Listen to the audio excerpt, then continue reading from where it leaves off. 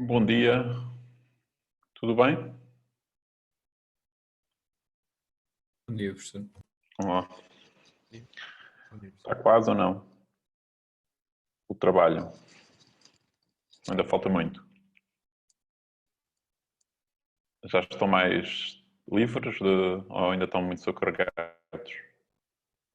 Não é por isso, professor. Estamos hoje a ter teste. Ok, tem muitos testes. Bom, nós hoje vamos aqui para... Isto é, pronto, este é o início da terceira semana antes do fim, não é? Portanto, da antepenúltima semana. E o que eu vos queria falar hoje, mas também deixando que vós façam perguntas, é. Portanto, isto é uma aula um pouco acerca da implementação. Mesmo no livro de engenharia de software não, nem vem assim um capítulo muito extenso sobre a implementação, embora nós também temos estado para aqui a falar da implementação, conforme vai surgindo nos contextos do desenho, a relação com a implementação, etc. Mas estava a olhar apenas para um conjunto de características que a implementação deve ter, e mais numa perspectiva de engenharia de software. Talvez assim a primeira coisa interessante que eu gostaria de dar relevo é esta ideia de qual é a relação entre a implementação e o desenho, não é? Ou seja, no fundo, numa abordagem mais clássica, a gente poderia quase dizer que o esforço de implementação, ou seja, que quem implementa basicamente já toma poucas decisões, ou seja, não precisa tomar quase decisões nenhumas, porque as decisões estão todas feitas no desenho, foram todas tomadas no desenho, e portanto agora será relativamente trivial implementar o código. Isso na verdade não corresponde à realidade, desculpe a repetição, e não corresponde à realidade porque partia do princípio que o desenvolvimento de software não é um processo de aprendizagem, não é um processo, ou seja, que eu consigo de facto tornar isto numa coisa muito estanque, em que quando fiz o desenho já sei tudo, não é? Sobre o meu sistema. E que, portanto, no fundo, a implementação é apenas agora fazer o que tenho a fazer. Isso é evidente quando eu estou a fazer, se calhar, outro género de engenharia, em que depois da fase de projeto já nada de novo nos pode surpreender, ou pelo menos se a fase de projeto foi corretamente feita, não é? Aqui não é bem assim, porque nós sabemos que existe aprendizagem sempre quando eu estou a desenvolver mais funcionalidades, quando estou a fazer código, etc. De forma que uma coisa que nós falamos muito é esta ideia de que o desenho obriga-me, ou melhor, a codificação, a tarefa de codificação faz-me com que eu repense o desenho, não é? E, portanto, de alguma forma reformulo o desenho do meu sistema. É evidente que o ideal é que eu, à partida, comece com um desenho que não seja obrigado a repensá-lo muito, mas isso é o ideal, depois a realidade e, portanto, muitas das técnicas que vocês viram nesta disciplina foi para apoiar este repensar do desenho, não é? Foi para vocês poderem, de uma forma simples, conseguirem redesenhar o sistema sem ou seja, com facilidade, no fundo, ok? E falamos disso, por exemplo, com as refatorizações. Por outro lado, e isso é que é mesmo muito importante, não é? É que o código deve preservar o que está no desenho. Ou seja, quando eu estou a codificar, este código deve ser conforme, não é? De estar de acordo com o que está definido no desenho. E isso é muito importante porque, se vocês pensarem, o design de software é o sítio onde eu, no fundo, defino as grandes condições que o meu sistema vai ter. Ou seja, eu defino as grandes regras que o meu sistema deve ter. E se eu, no fundo, quero gerir complexidade, eu tenho de aplicar essas regras. Ou seja, por um lado, eu tento que, quando faço desenho, que seja um conjunto de regras simples, fáceis de entender e... Ok? E agora eu quero, não é? Portanto, ou seja, quero que os minhas milhares, ou dezenas de milhares, ou centenas de milhares, ou milhões de linhas de código preservem o que está dito ali, porque essa é a única forma de eu conseguir escalar na quantidade de linhas de código, na quantidade de código, preservando muita da simplicidade, não é? Porque não estando, ou seja, que cada linha de código não seja um, um aumento significativo de funcionalidade. Não é? E não sei se vocês já fizeram essa experiência, mas eu suponho que qualquer dos subgrupos do vosso projeto conseguir neste momento começar a codificar no código de outro subgrupo, ou não? O que é que vos parece? Achavam que era possível vocês agora de repente trocarem? Não estou a dizer que não haja um pequeno overhead, mas não era nada que vos assustasse? Ou era? Vocês mudaram alguém que trabalhou no torneio de perguntas passar para as perguntas por aluno? Acho que não havia qualquer problema, professor. Até porque não havia, o não é? código quando os outros, quando fomos fazer quando foram feitos os pull requests. Sim, isso é um facto, não é? Mas por outro lado é porque de certa forma vocês sabem a estrutura que vão esperar encontrar lá, não é? Ou não? Sim. Não é? Portanto, a estrutura, esta ideia do desenho é uma coisa muito... Pronto. E é por isso que muitas vezes se diz que o desenho é um common understanding, não é? É um common understanding. Agora, claro, depois agora é um common understanding de toda a equipa, no fundo. O que é o desenho é aquilo que vocês partilham, não é? E que de alguma forma é aumentado, é valorizado ainda mais com esse processo de revisão. Mas agora, a questão que se levanta é, está bem, então se é assim, será que eu faço alguma coisa, eu tenho algo adicional quando faço código ou não? Ou seja, existe alguma... O problema que está aqui é, então, se for assim, está tudo no desenho, não é? Portanto, a atividade de código é uma atividade cega, é ou não é? Vocês podem tomar decisões quando fazem o código ou não? Há decisões que não estão no desenho? Sim. Tipo quê? Decisões de implementação daquilo que estamos a fazer. O que está no desenho são apenas as especificações das funcionalidades que queremos implementar, mas depois a implementação em si é um bocado decidida no momento consoante o que for mais favorável. Certo. Ou seja, por exemplo, nós temos no nosso caso, temos o desenho do nosso sistema. Temos serviços, o modelo de domínio, ok? E eu até posso pôr também o modelo de domínio ao nível do desenho. Eu defino o modelo de domínio. Mas quando se está a programar, eu estou sempre a tomar decisões, não é? Por exemplo, aquelas decisões que nós tomamos, por exemplo, um exemplo de uma decisão que é fundamental e que nós já vimos, que é quando eu defino as relações usando o JPA, não é? Há ali uma decisão que é, por exemplo, uma decisão onde é que eu ponho, se eu ponho eager ou lazy, associados às associações, não é? Isto é uma decisão de implementação. É evidente que, se calhar, para alguns casos, eu também podia puxar isso para o desenho, mas eu não puxo tudo para o desenho, não é? E, portanto, há muitas decisões de implementação de como as coisas são feitas, ou, por exemplo, a aplicação de um particular padrão de desenho, em que vocês decidam usar um strategy. Portanto, há, de facto, muita liberdade na parte de codificação, não é? E uma das liberdades é tirar partido mesmo da linguagem de programação.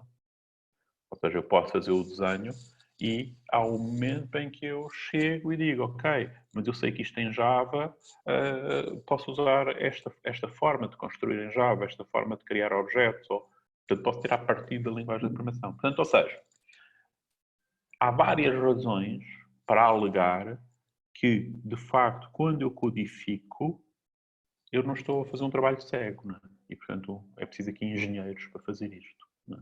Ou seja, continua a ser um processo cognitivo, não é? Um processo de aprendizagem, de aplicar as melhores soluções, de pensar sobre quais são as melhores soluções, não é? Porque se não fosse assim, não é? Se não fosse assim, vocês se calhar deixavam de se preocupar com as cadeiras de programação. Vocês programavam-se com cadeiras de desenho e diziam assim, epá, isto o futuro do software o código é todo gerado, não é? A gente faz desenho e tudo isto é gerado, não é? Pronto, isto é uma forma de pensar, mas de facto há muito valor, não é? Portanto, quando se faz engenharia de software, quando se faz software em geral, há de facto muito valor, não é?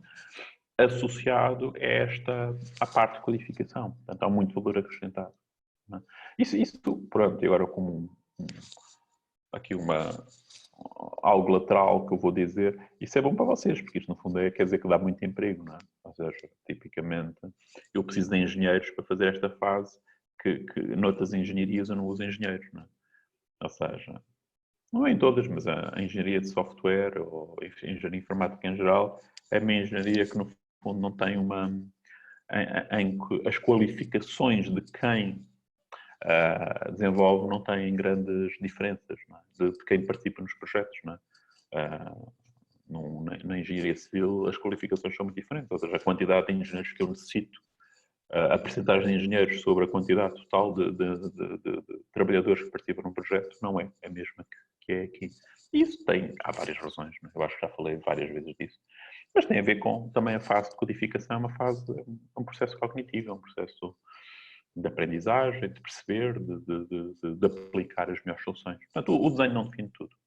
Agora, há uma outra coisa importante, que é, eu no código, esta coisa que está aqui como traceability, né? Eu no código devo sempre perceber, ou seja, deve ser fácil olhar para o código e perceber em que zona do desenho é que eu estou. E isso consegue-se muito nestes projetos através de convenções de nomenclatura, ok? Por exemplo, nem que seja, por exemplo, os diretórios, a forma como eu divido os diretórios, onde é que eu ponho as coisas nos diretórios. Que, curiosamente, no nosso projeto, a gente até tivemos aqui um bocadinho indecisos, há casos em que os controladores surgem dentro de um diretório API, não é? E outros casos que não, mas pronto, mas curiosamente as classes controller têm todos o nome controller, não é? Não preciso de abrir, ou as classes service têm o nome service, não preciso ir lá ver se lá está a anotação ou não. Portanto, existe uma nomenclatura, não é? Para quando eu estou no código, se vocês pensarem, não é? Quando eu estou no código, aqueles nomes, não é? Ou a posição do diretório onde estão, ajudam-me, no fundo, a fazer uma rastreabilidade com os conceitos do desenho, que facilitam tudo o que está aqui, não é? Quando eu falo com vocês, facilitam muito a comunicação. E, portanto, a facilidade de comunicação é importante aqui, não é? E, portanto, eu reduzir o ruído na comunicação. Isto demora tempo, como é normal. Vou ter de arranjar uma máquina nova em breve. Bom, perceberam esta ideia? Ok. Portanto, qual é que é a primeira mensagem que eu vos queria dar quando eu, em engenharia de software, falo na perspectiva da implementação? A implementação não é trabalho escravo, entre aspas, ou seja, não é um trabalho cognitivo. Não é? E isso depois vocês vão ter que se aplicar a muita coisa, por exemplo, não é? Sendo um trabalho cognitivo, isto não é como puxar pedras, não é? Eu posso chicotar uma pessoa para ela empurrar uma pedra, não é? E de facto aquilo até funciona, não é? Quer dizer, efetivamente. Mas se isto é só, porque depois vamos falar até como, por causa até vamos falar para a semana, como é que gerem equipas, no fundo. Não do ponto de vista de divisão de tarefas, mas do ponto de vista mesmo das pessoas, não é?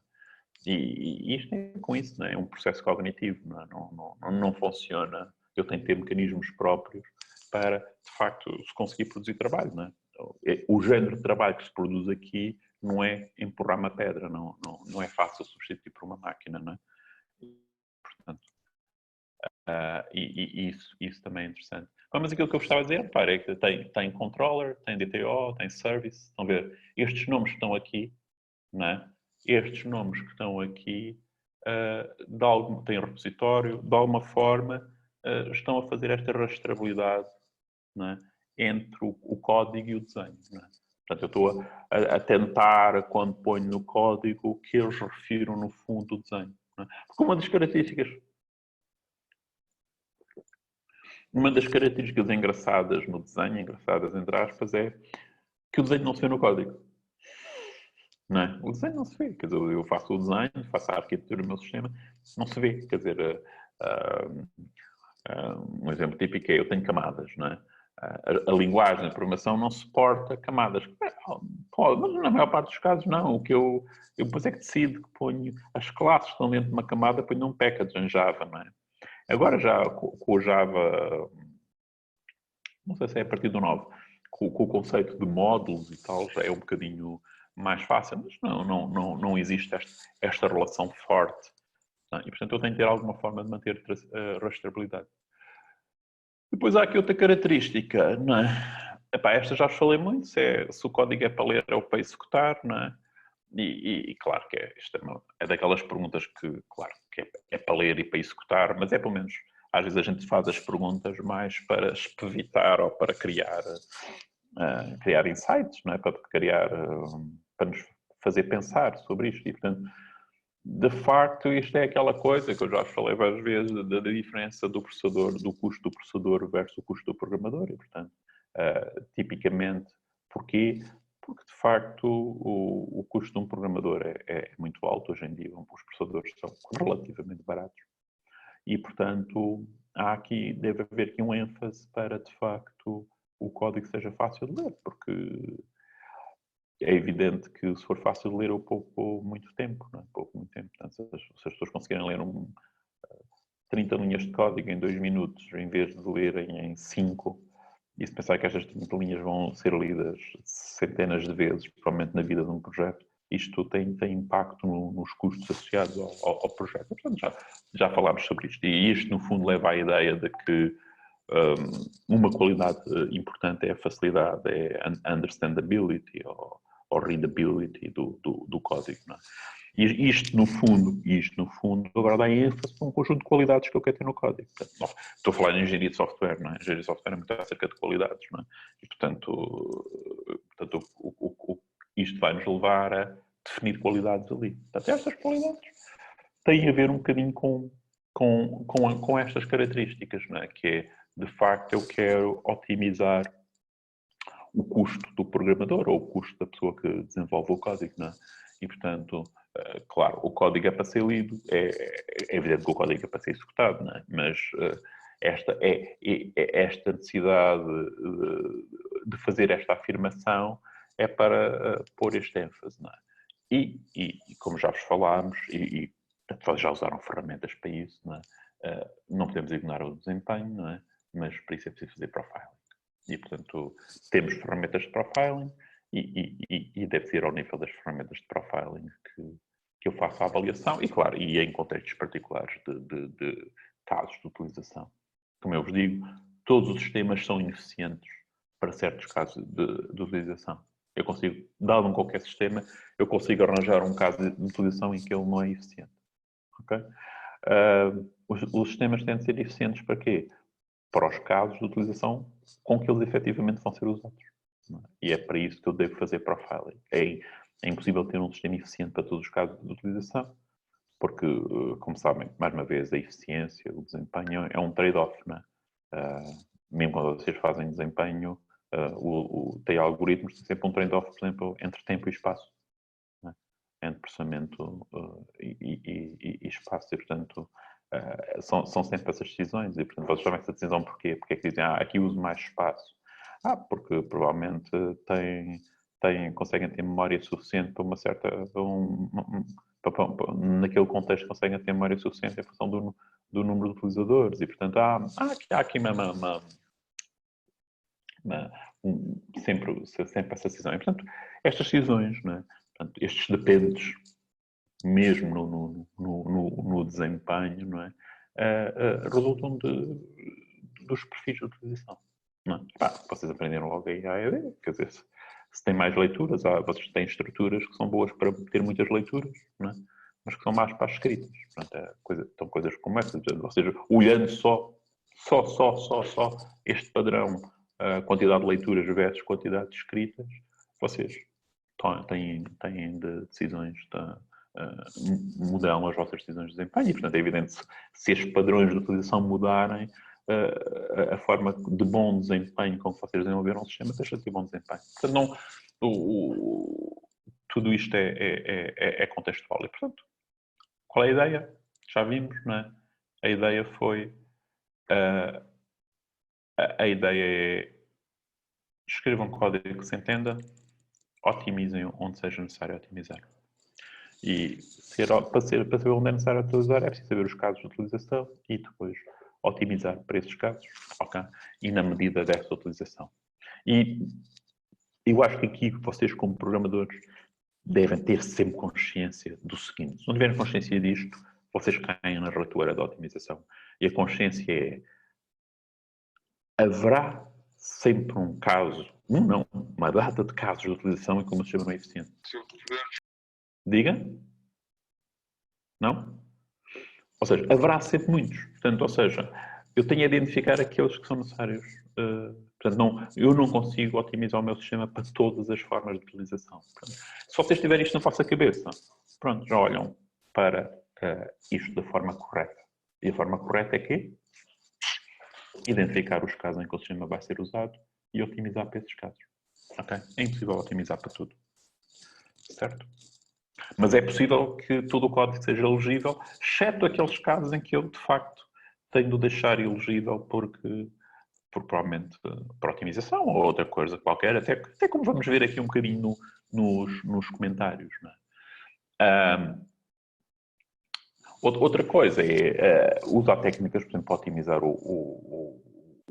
para encapsular o código otimizado. Ou seja, uma forma é, se eu estive ali de desenvolver código, por exemplo, otimizei o código e aquilo fica um pouco complicado, eu tipicamente o que faço é encapsulo isto. Por causa, as formas de introduzir desempenho num programa são muito engraçadas, ok? Porque há várias técnicas.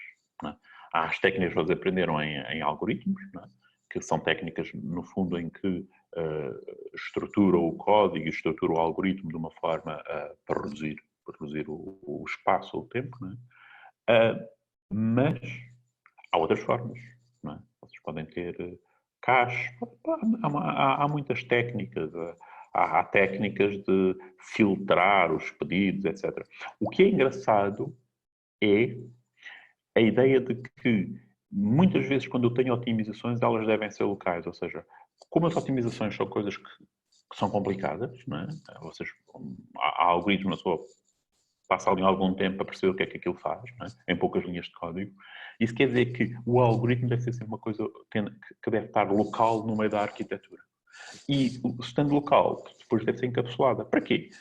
Porque eu consigo pensar em todo o meu sistema ignorando aquilo, não é ignorando, eu olho para aquele módulo e olho para aquele como as garantias de desempenho que aquilo me dá, e se eu utilizar, olho lá dentro. Não é? E, portanto, há aqui uma relação engraçada entre a arquitetura e a otimização, no sentido em que um sistema onde a otimização não consegue ser controlada para a arquitetura, o que é não ser controlada para a arquitetura? No fundo, onde a complexidade da otimização entra pelo desenho acima, e no fundo tem um desenho complicado, então é um sistema muito, muito difícil de gerir. Mas normalmente consegue sempre encapsular e de alguma forma tratar arquiteturalmente as qualidades arquiteturais, as qualidades de desempenho de uma aplicação.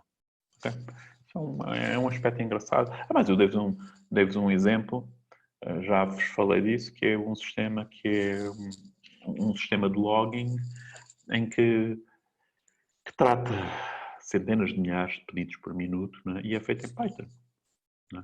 Ou seja, a otimização, muitas vezes, ou seja, um código com bom desempenho é uma propriedade arquitetural, mas não depende necessariamente da linguagem. Não estou a dizer que seja em todos os casos, mas como é que eles conseguem a otimização naqueles casos? Por exemplo, por cache, usam cache, não é? E, portanto, uma cache bem feita pode ter uma redução de várias ordens de magnitude na necessidade de processamento, não é? Porque eu só processo uma vez, claro que necessito mais memória, mas só processo uma vez, depois eu reutilizo aqui. Eles usam cache e também usam, no fundo, uma outra técnica que às vezes dá muito jeito, que é juntar várias operações numa só. Por exemplo, quando leem em disco, Claro que isto é um preço de latência para quem faz o pedido. Eu faço um pedido e eles juntam ao meu pedido a uma série de outros pedidos e depois fazem os pedidos todos juntos. E com isto eles conseguem, em Python, não é? Toda a gente diz, Python não é eficiente, mas conseguem em Python uma boa eficiência. Portanto, essas coisas são engraçadas. E aqui, ok. Portanto, esta ideia de nunca comprometer o desenho. E depois, claro, agora, se de facto então este understandability é uma coisa importante, não é?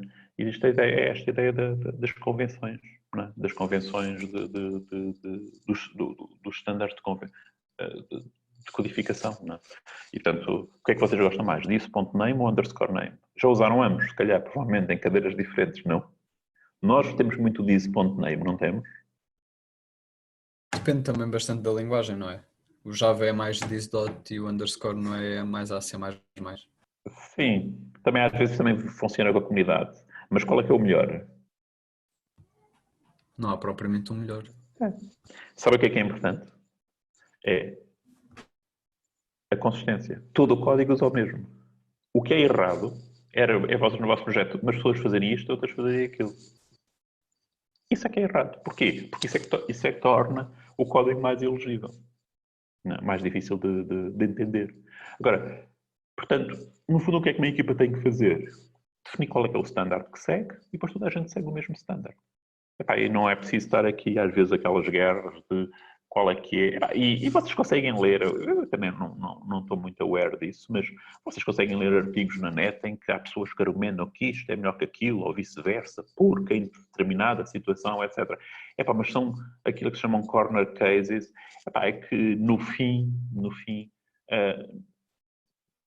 tudo isso é mais ou menos irrelevante, e o que é relevante, eu não estou a dizer que não possa haver convenções completamente idiotas, mas essas não existem, não são convenções.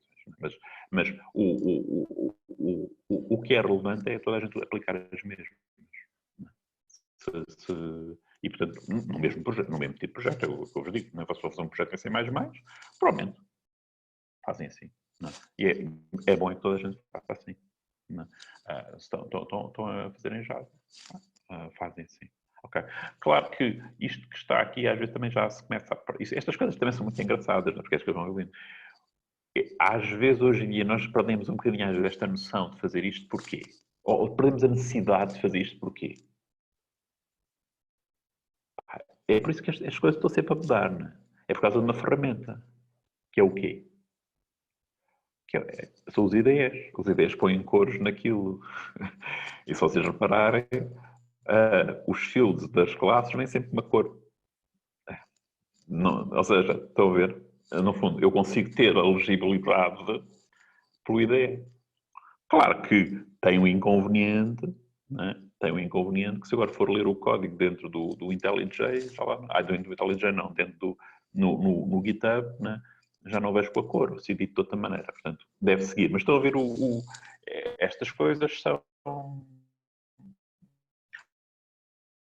Boa ideia, cores que tem, não é? Ele tem aqui cores. Ou não?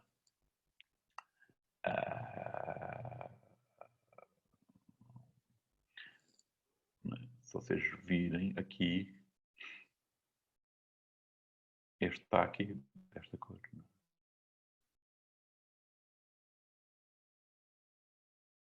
E surge sempre com esta cor. Ok. Portanto, eu por acaso, quando eu usava eu aqui nunca encontrei um plugin. Isto é uma coisa que uma pessoa facilmente também às vezes esquece. Estão a ver aqui, isto não está consistente, não é? Claro que aqui estou definido pela cor, não é? Quando eu usava um plugin quando eu usava o Eclipse tinha um plugin muito simpático que automaticamente acrescentava isto, não é? Eu conseguia definir. Eu já tentei importar esse plugin para aqui, mas não funciona bem aqui. Pá, mas esse é o sítio que às vezes as ferramentas também me dão jeito para fazer enforcing da notação. Atenção que há outras coisas que vocês têm, às vezes, não é? Por exemplo, existem software que, quando vocês, por exemplo, tentam fazer um push, corre e verifica se segue um conjunto de convenções e informa-vos ou sugere-vos alterações. Não é? E, portanto, a compreensão é importante. Mesmo aquela questão do quanto espaço é que se deixa no projeto, portanto, toda a equipa decidir qual é que é o número de espaçamento que existe aqui. São coisas como a inteligibilidade do código. Não é? Outra decisão importante é se vocês, quando têm isto, usam ou não usam chavetas. Não é? Se toda a gente usa... Portanto, há um conjunto de decisões que são importantes e que devem ser partilhadas porque, no fundo, tornam isto comum. E isso tem a ver com outra coisa que eu ainda não falei e que é a ideia de code ownership. Acho que vocês já têm neste momento esta ideia, não é? Que é o código, num verdadeiro projeto de software, o código não pertence a ninguém. Portanto, como não pertence a ninguém, qualquer pessoa pode alterar o código. Então, se qualquer pessoa pode alterar o código, no fundo eu devo seguir sempre as mesmas convenções. Não é? Porque qualquer pessoa pode chegar ao meu código e descobrir, falta ali qualquer coisa, ou isto não está de acordo com a convenção. Portanto, qualquer pessoa pode alterar o código. Portanto, esta ideia de shared ownership ou shared code base, né? Bases de código partilhadas, é uma ideia central hoje em dia quando tenho equipas a desenvolver código. Não é? Portanto, a ideia é, vocês encontram vários standards, a equipa deve seguir o mesmo standard e de forma coerente. Depois existe esta ideia, não é? Que também é uma ideia que é se eu devo comentar ou não devo comentar o código. E aqui varia. Eu não comento o código. Acho muito... Posso ter ferramentas que geram diretamente o Javadoc, etc. Mas eu muitas vezes acho um bocadinho... Até acho que é contra a legibilidade eu estar a ver ficheiros e ficheiros e ficheiros em que me aparece o Javadoc, que dá tipicamente o que está no Javadoc é o que eu consigo ler no cabeçalho das funções. Então para que é que ela está no Javadoc? Né? E, además, muito dele é gerado automaticamente. Depois tem aquele inconveniente é vocês alteram o cabeçalho da função e esquecem-se de alterar o Javadoc. Portanto, vocês devem escrever código que seja fácil de ler. Né? E quando têm comentários no código, vocês devem sempre pensar porquê eu tenho aqui este comentário? É para alguém perceber isto. E eu não posso alterar o código de forma que as pessoas possam perceber isto sem o comentário. Eu acho que esse é o raciocínio. Portanto, a minha ideia, pronto, eu volto a dizer, isto não é consensual. Não é? A minha ideia aqui é os comentários devem estar lá se eu não os conseguir tirar. Se eu não conseguir melhorar o código. Então, os comentários têm que estar lá. E é um bocadinho esta ideia. Portanto, a ideia... Há aqui um exemplo, que eu acho que já vos mostrei este exemplo, não já?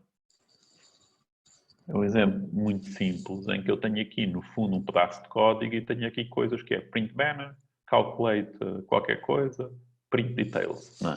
Tenho estes comentários, certo? E a questão é, porquê é que eu tenho estes comentários? Para explicar o que é que faz estas linhas de código. Então, se é para explicar o que faz estas linhas de código, porquê é que eu não transformo este código nisto que está aqui? Porque agora ele está print banner, calcular e print details. Em que cada um destes tem o quê? O método que fazia aquilo. Repare, este código ficou mais legível, não precisa dos comentários. Não é? Vocês já tinham visto este exemplo? Em como se faz estas fratorizações. Estas fratorizações são facílimos de fazer com o IDE. Não é? Vocês selecionam aquilo e aquilo automaticamente gera-vos o método. Não é? Como estão a ver, não é? Isto que está aqui é legível. Não é? Depois vocês vão dizer assim, e tal, o desempenho. Pronto, voltamos à velha conversa do desempenho. Aqui, provavelmente, né, se o compilador for suficientemente inteligente, ou a máquina virtual, então a máquina virtual Java tem milhões de dólares na sua otimização, né, na forma como executa. Provavelmente, se calhar, vocês alteram isto tem custo zero. Ou seja, estas invocações, na verdade, nunca acontecem. Não? Estão cá por uma forma de legibilidade mas depois quando vão executar no código isto não acontece. Okay? E mesmo que aconteça, depois vocês têm de fazer os profilings de utilização e vêm-se de acordo com esses profilings, né? Ou se de acordo com esses profilings, o primeiro desempenho para as formas típicas de utilização. E se houver para este código que está aqui, ok, é preciso arregaçar as mangas e é preciso otimizá-lo e é preciso, provavelmente, colocá-lo de forma diferente. Aqui pode haver aqui um problema de otimização que não tem nem a ver com isto, que é, se eu tiver milhões de elementos nesta lista, provavelmente eu gostaria de ficar a paralisar aquilo, não é? Repare, eu estou aqui a fazer o quê? Uma soma, o que é que eu posso fazer? Se eu tenho 1 milhão, divido aquilo em vários e em paralelo, calculo, para tirar partido. Estou a ver o tipo de coisas, mas neste caso, eu digo, normalmente o que eu estou a fazer é para 100 elementos. Não preciso paralisar, não preciso fazer nada disso. E, portanto, eu consigo paralisar tudo, estou a ver. Eu consigo paralisar, eu consigo otimizar tudo. Agora, se vocês fossem obcecados com a otimização, viam isto assim, não, vou lançar aqui 2 threads em paralelo que dividem a lista e depois faziam isto com uma lista de 2 elementos. E eu lançava cada uma tinha um, não é? Portanto, não faz sentido, não é? Ou seja, porque aí o custo tinha um overhead maior. Mas pronto. É isto, habituarem-se a fazer isto e, portanto, aquilo que devem fazer é, quando têm comentários no código, devem pensar: porquê é que está aqui este comentário? Consigo tirá-lo ou não? E conseguir tirá-lo é, o código percebe-se, eu consigo fazer com que o código se entenda, ou melhor, que aquilo que ele cá está, a razão por que ele cá está, seja efetiva, não é? Continua a ser verdade, sem ele cá estar. Então, é alterar o código da forma com esse objetivo. Né? Estas pessoas que pensam assim, ok, acham que pelo menos apenas 1% dos métodos necessitam de ter comentários e identificam um conjunto de casos. Por exemplo, em que caso é que comentários? Se eu estou a codificar às vezes, eu acho que fiz um vídeo assim, em que o que é que eu fiz foi, eu tinha de implementar um serviço e a primeira coisa que eu fiz foi escrever os comentários. Aqui faço isto, aqui faço aquilo. Portanto, cada comentário foi o meu raciocínio. Ou seja, antes de começar a fazer código, eu raciocinei escrevendo comentários sobre o que ia fazer. E aqueles comentários estão lá, enquanto eu não implemento os métodos, ou o código que faz o que está nos comentários, por exemplo. Ou seja, é uma razão para eu ter comentários. Eu estou a codificar e os comentários dão-me jeito. É uma forma de eu poder ler o que acontece. Se um colega meu que chega lá pode ler, ok. Mas é evidente que removo os comentários uma vez ter resolvido o problema. Okay? Se não for possível refatorizar, ou seja, o que é está lá o comentário e de facto o comentário é importante aquilo que ele transmite e não consigo tirá-lo. Não consigo tornar o código mais legível sem o comentário. Portanto, essa é uma razão. Depois, implementar um algoritmo que é complexo, ter um nome. Se eu tenho um algoritmo, e aquele algoritmo é daqueles que leio nos livros, não é? A melhor ajuda que eu posso dar a alguém que vai ler aquele código é pôr lá o nome do algoritmo. Não é? Portanto, seja a pessoa lê para aquilo e já diz. Não quer dizer que depois não tenha de ler o código, mas sabe o que vai à procura, não é? Não vale a pena a pessoa perder ali um bocado a tentar perceber o que é que aquilo faz, não é? E depois perceber, isto é o algoritmo XPD. A gente escreve logo lá para ajudar para reduzir esse tempo. O que estamos a falar aqui é reduzir o tempo, não é? E claro, e quando eu otimizo e o código perde legibilidade, então eu otimizo. E muitas vezes, atenção, é importante, estes comentários são muito importantes. Quando eu otimizo o código por uma questão e ele fica menos legível, é mesmo importante lá pôr o comentário, até por outra razão. Porque qualquer outro colega vosso chega lá ao código e diz assim, ei, que código horrível que está aqui. Não é? E tenta melhorar o código retirando a otimização. Porque é que ele diz que é horrível? Porque ele provavelmente não sabe que aquilo é para um particular caso de utilização que necessita daquilo. E ele, não sabendo isso, diz, eu posso fazer isto de uma forma que se lê melhor. E retira-vos a otimização do código. Portanto, vale a pena ter lá comentários no sítio onde diz assim, ok, isto está desta maneira por causa disto, não é? E, portanto, você não altera o que está aqui porque isto tem um objetivo bem claro. Isto não está aqui porque eu fiz mal, não está aqui porque eu fui menos capaz de escrever código legível. Portanto, há algumas razões, mas eu acho que aqui o que vocês devem pensar, vocês seguem a filosofia que quiserem, né? Podem perfeitamente fazer o vosso código, geram Javadoc, têm aqueles comentários todos, etc. Eu não gosto, volto a repetir, porque eu já perco imenso tempo a percorrer código. Agora, o código duplica os comentários, né? Aquilo duplica, ficam coisas maiores, pronto.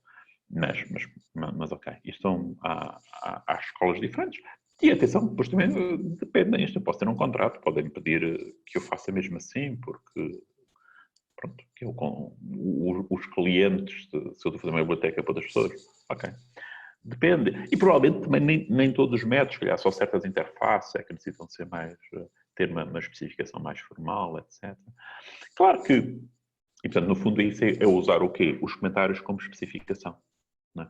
Claro que depois também há pessoas que defendem que, ok, se você quer especificar, escreva casos de teste. E os casos de testes especificam o que você tem para fazer. Não é? Depois, há um conjunto de regras de codificação. Portanto, esta, no fundo, é que o fluxo de controle do desenho deve ser seguido, já vos disse isto, para manter o quê? A simplicidade do código, não é? Encapsular encapsular estruturas de controle locais. No fundo, é aquela ideia de que eu devo conseguir descrever, isto é um bocadinho como aquela coisa a teoria da relatividade explicada a um jardineiro, não é? Eu devo conseguir descrever conseguir explicar um sistema de software a um jardineiro, não é? Ok? Portanto, a um certo nível, não é? O desenho deve ser suficientemente simples para se perceber, porque se não fosse suficientemente simples para se perceber, estou metido num caos, não é?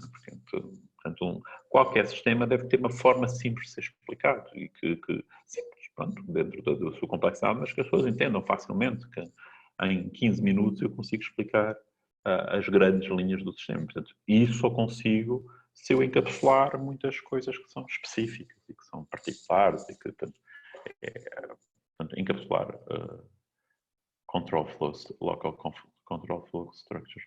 E depois esta ideia é evidente que quando vocês codificam, há sempre esta estrutura de data structure versus algoritmos. Okay? São todas as decisões que se tomam quando são necessárias e são decisões que vocês tomam na implementação. Às vezes também são tomadas no desenho, são identificados mais cedo, mas no fundo aplicar as otimizações necessárias. Ok? E o que é mais ou menos isto? Eu tinha aqui um exemplo, mas não vale a pena. Isto é a primeira parte que eu tinha para vos mostrar. Depois há aqui uma outra parte em que code smells. Talvez não vá perder muito, quer dizer, falar muito sobre isto, mas eu acho que isto está aqui nesta página. Há muitos code smells. Já tinha falado esta ideia de code smells? Eu nem sei quem é que definiu isto. Quem é que falou pela primeira vez nesta ideia de code smells? Não sei se foi o Martin Fowler ou Ken Beck. Provavelmente até foi o Ken Beck. E a ideia de code smells é mesmo isto, não é? Nós temos uma cultura de desenvolver código e às vezes a gente olha para certo código que aquilo smell, não é? Que aquilo, a gente, isto aqui não está bem, não é? Muitos destes code smells, se vocês pensarem até de alguma forma, não é? No último aula falamos sobre facilidade de manutenção de código e vemos aquela ferramenta, aquelas métricas. A gente até pode dizer que essas métricas estão a tentar apanhar code smells através de números. A gente vê que, claro, não é? A diferença destes aqui é que é um humano e, portanto, smells mesmo, não é? E no outro caso, pode ser ou não, e aquilo que eu vos disse é preciso ir lá ver e analisar, é uma forma de me alertar para certas situações, mas depois, efetivamente, me cabe a mim ver isso. E vocês depois veem aqui, ademais, repare, por exemplo, long parameter list, que é um code smell dentro das classes, era uma das métricas que eles seguiam para ter código fácil de manter, ou seja, que eu não tinha, no fundo, métodos ou interfaces com muitos parâmetros, não é? E, portanto, vocês, ao duplicate code também lá estava, não é? Aquele que eu gosto sempre, não é? Speculative generality, não é?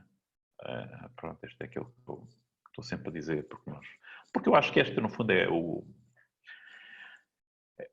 o principal problema de quem começa, não é? Quem começa gosta de mostrar que sabe, não é? E mostrar que sabe, no fundo, é tentar complicar mais, às vezes, não é?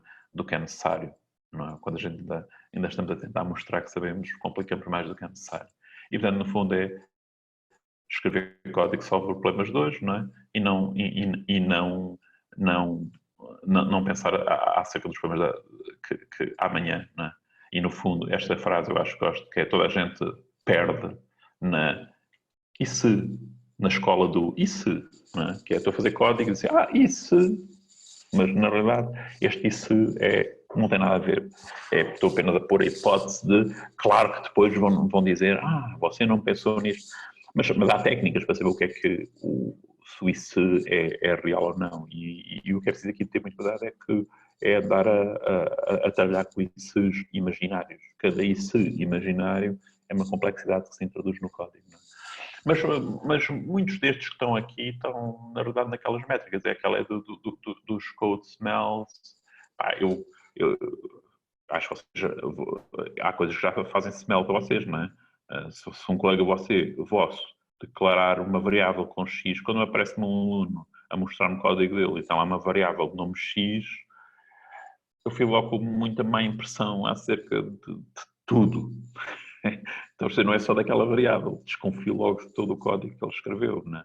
Então, há coisas que já são tão básicas, começam a estar na nossa cultura de olhar para as coisas, de que há problemas mais complicados, não é? Mas há coisas que são básicas, que vocês aprenderam. Não é?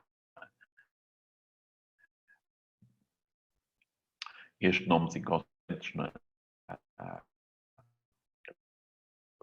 Uma imitação do nome, se usam a Cal Notation ou a Snake Notation, ou esse género de coisas, não é? Ou seja, este género de coisas são relevantes. E depois há aquelas associadas às classes, as classes têm muita lógica de negócio, não? Pronto, isto é relativamente importante e, no fundo, o que estes code smells também dão é uma cultura e a forma, no fundo, de identificar o que não se deve fazer, não é? Isto é um bocadinho... Os padrões, não é? Os padrões dizem-nos a forma de resolver problemas, não é? Formas de resolver problemas que são recorrentes e acontecem, não é? Os code smells dizem-me formas recorrentes das pessoas fazerem as coisas mal e, portanto, que eu devo estar alerta, não fazer os not to do, não é? Não fazer dessa forma e, portanto, alguns são mais complexos de resolver, outros são triviais, como aquela questão que eu vos falei de nomes com X, Y, Z, não é? E pronto. E porque é que eu estou a falar disto quando estamos a falar em engenharia de software enquanto codificação? De facto, há code smells, ou seja, eu estou a codificar e devo seguir um conjunto de boas práticas, um conjunto de simplicidade, de boa codificação. E isto tem a ver com a codificação. Não tem a ver necessariamente com o desenho, não tem a ver com... É uma decisão vossa, não é? Ou seja, é uma decisão do engenheiro e, portanto, para o mesmo desenho, eu consigo ter melhor e pior código. Não é? E estes code smells é uma forma de identificar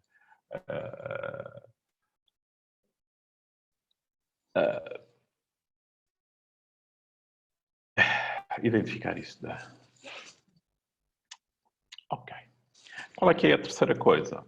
A terceira coisa é eu resolvi pegar aqui.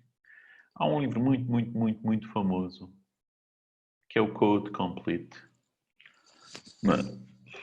Eu nunca o li todo, já li alguns capítulos, portanto, tenho de apresentar esta minha culpa.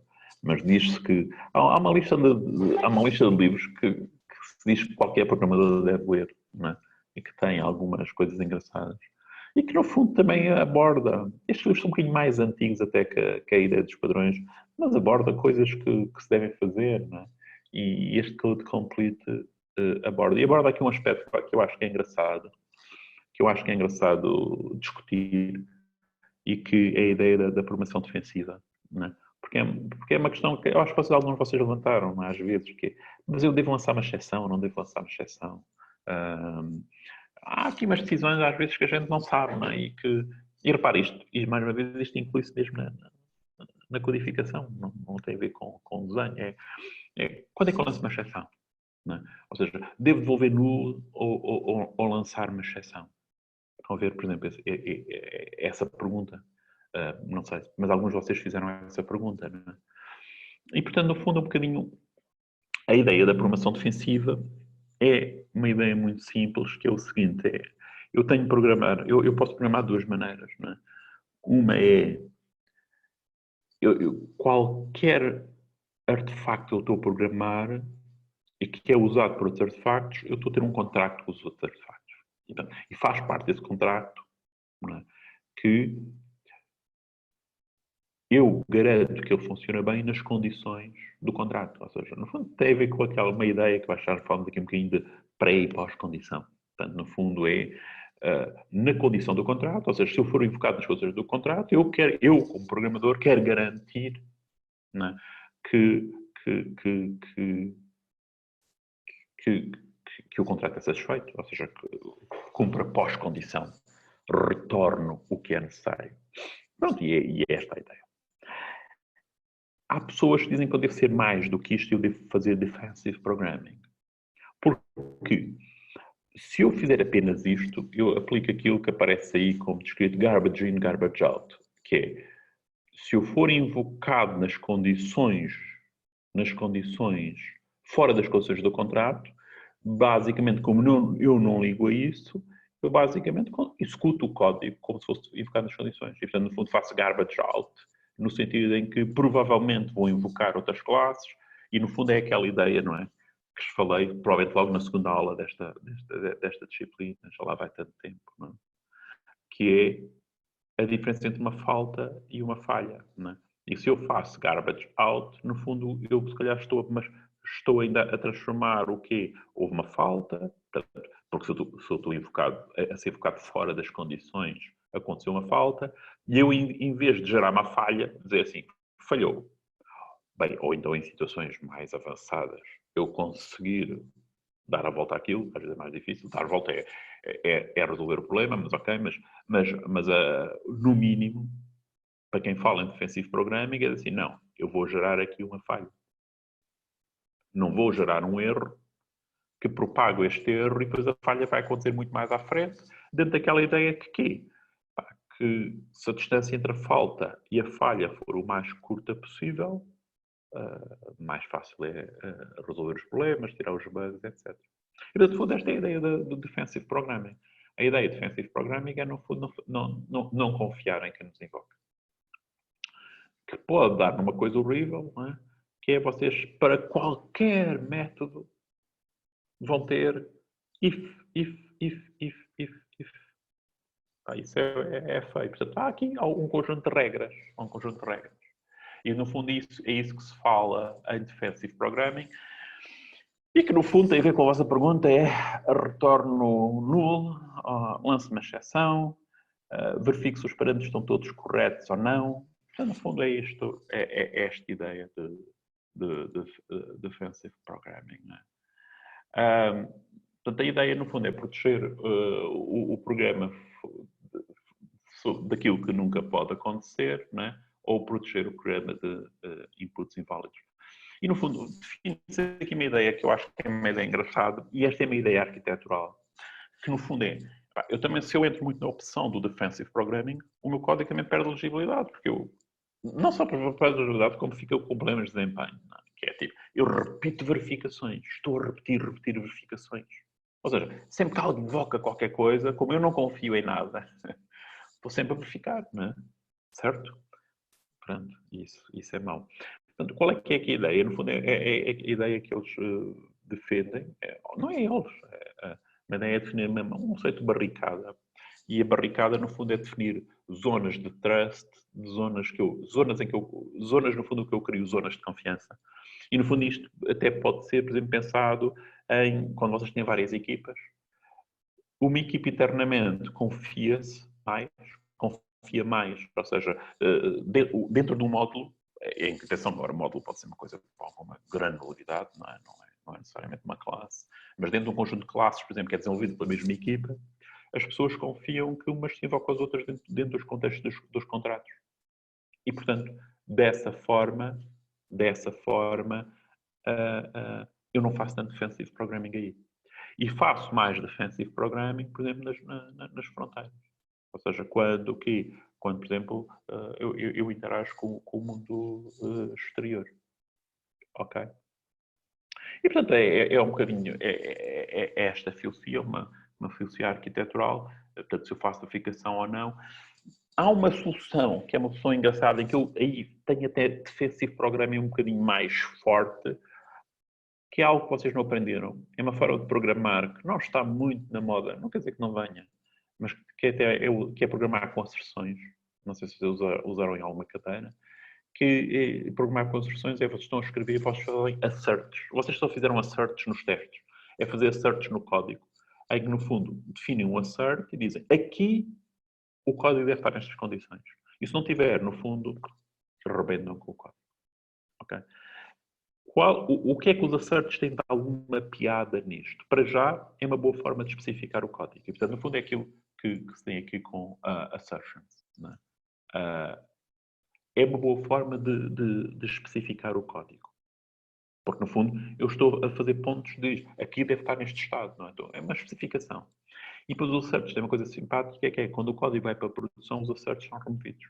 E, portanto, não estão em produção. E, portanto, no fundo, o overhead não está lá. Portanto, no fundo, aquela coisa que eu disse, se eu for muito defensivo, eu estou a tornar o código ilegível, aqui funciona ao contrário, porque com asserts, o assert aumenta a legibilidade porque funciona como uma...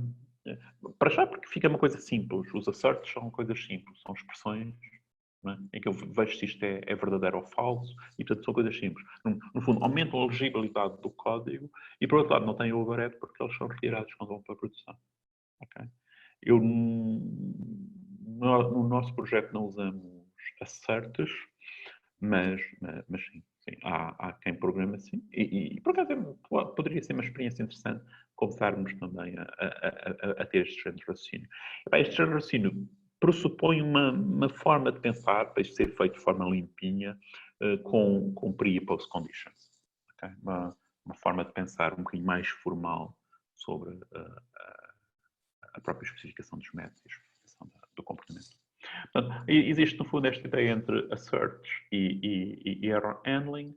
Error handling é, no fundo, asserts é aquilo que nunca deve ocorrer e, portanto, no fundo, arrebento quando digo, o código aí tem de estar neste estado, né? E eu tenho tendência a fazer asserts mais dentro da barricada. E fora da barricada é error handling, porque, na verdade, eu tenho de informar. Eu quero informar os outros indivíduos, olha, atenção, que não fui invocado nas condições do contrato. Né? E, portanto, que é para eles até tratar esse erro. E há duas formas de fazer error handling. Está aqui um exemplo. Portanto, há duas formas de fazer error handling, que é com exceções e com notificações. Nós usamos exceções. Okay? E as exceções são... Há pessoas que odeiam exceções. Okay? As exceções têm problemas. E as notificações... O que é a diferença na exceção? Eu lanço uma exceção. Uma exceção é um go-to. Né? Uma exceção é um go-to mais ou menos controlado pelo stack, não é? Porque depois eu vou ver quem é que no stack apanha aquilo. Mas salto vários layers do stack. Não, eu não digo onde é que aquilo é apanhado. Não. Portanto, isso é o exemplo de uma exceção. Nas notificações, o que eu faço, eu retorno um objeto com os erros. As notificações têm vantagens sobre as exceções, porque eu, no fundo, posso... Uma exceção é, rebentou, pumba, lança a exceção. Nas notificações, eu posso, no fundo, fazer várias notificações e o meu objeto de notificação é rico disto. Isto não está, isto está errado, aquilo está errado, e, portanto, isto é passado para cima. Para vocês verem a guerra, entre aspas, no fundo, não é guerra, ainda não sabe qual é a melhor solução, portanto, entre o mundo das exceções e o mundo das notificações, há linguagens de programação baseadas em notificações, não tem exceções. E as mais recentes vão nesse caminho. Por exemplo, uma que eu conheço, né, mas há mais, é o Golang, que é uma da Google, que tem uma coisa muito engraçada, que é, como não tem exceções, e todos os métodos retornam 2 valores, retornam um par. O segundo elemento do par é o erro, que no fundo é aquela coisa que vocês aprenderam em C, retornar -1, não é? Só que aqui o problema de retornar -1 é, mas se eu quiser retornar alguma coisa, não é? E aqui, no fundo, tenho 2 valores. E, portanto, está na própria linguagem um mecanismo que é de alguma forma mais limpo, porque quem me invoca recebe esse erro. E, portanto, eu posso tratar logo sem necessitar de alguém definir um handler, algures, para apanhar aquilo, e eu não sei qual é o handler. Mas, quando se usam exceções, e nós usamos exceções, é muito importante tratá-las a um nível arquitetural. E o que é tratar a um nível arquitetural? Está aqui neste exemplo. O que é tratar a um nível arquitetural? É, se esta classe employee lança uma exceção, e imaginem que esta classe employee, quando vai buscar imaginem que este é aquele exemplo que a gente viu de lazy load, está ali numa base de dados. Neste caso não está ali numa base de dados, está ali no fecheiro. E ele pode lançar uma exceção do tipo end of file. Isto não faz muito sentido quando eu estou ao nível de uma camada, que é a camada de domínio, eu lançar uma exceção que tem informação sobre a camada de baixo que deve ser encapsulada. E, portanto, na verdade, o DB é Employee Data Not Available. Ou seja, aqui dentro devo fazer um catch de end of file e lançar uma exceção do nível superior. O exemplo que eu costumo dar aqui é, provavelmente o software já foi alterado, mas havia um sistema de reservas no Expresso, né? Na rede de Expressos, em que às vezes uma pessoa apanhava, eu chegava à interface, interagia com a interface e apanhava um SQL qualquer error. Portanto, aquilo devia ser tratado, não é? E, portanto, aquela exceção não devia lá chegar, o que é que lá devia aparecer? O serviço está indisponível, não é? Eu não preciso saber as camadas todas. Portanto, é um exemplo de como que a exceção vem por ali pelo stack acima e não é apanhada. Reparem que se eu tiver notificações em cada um trata, por exemplo, no Go, é mais fácil garantir que esse comportamento não acontece, não é? Que está completamente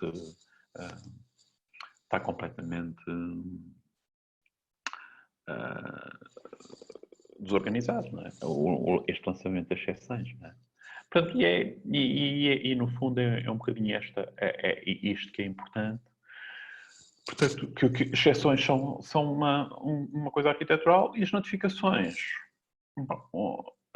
usar a notificação para informar acerca dos erros, não é? O exemplo de notificações é, eu tenho aqui estas exceções, no fundo, este é um artigo muito engraçado, porque é um artigo que faz uma refatorização à volta disto, mas que depois, no fundo, eu quero transformar isto que está aqui, que eu lanço vários tipos de exceções, na verdade, isto no fim da refatorização, eu lanço um objeto de notificação e, quando faço cada verificação, vou adicionando erros. Estou aqui a adicionar erros ao objeto de notificação.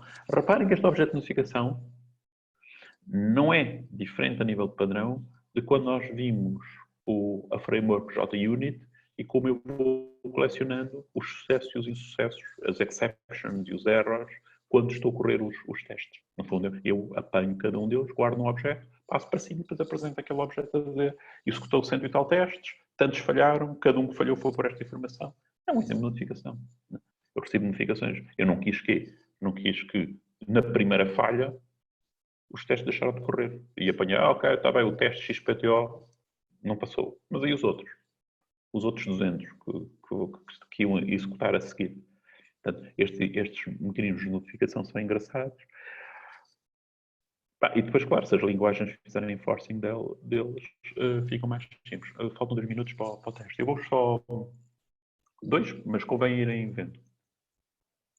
Vou só falar aqui de eu acho que mostrei este código, da diferença, no fundo, entre barricada e não, em que aqui eu recebo este string, isto é dentro do meu contrato, não é? Eu recebo esta string aqui para fazer uma verificação, eu faço aqui uma verificação de acordo com uma expressão regular. E aqui lanço uma exceção no sentido, quero avisar este indivíduo, esta string não está de acordo com não consegue ser parsed, analisada por expressão regular.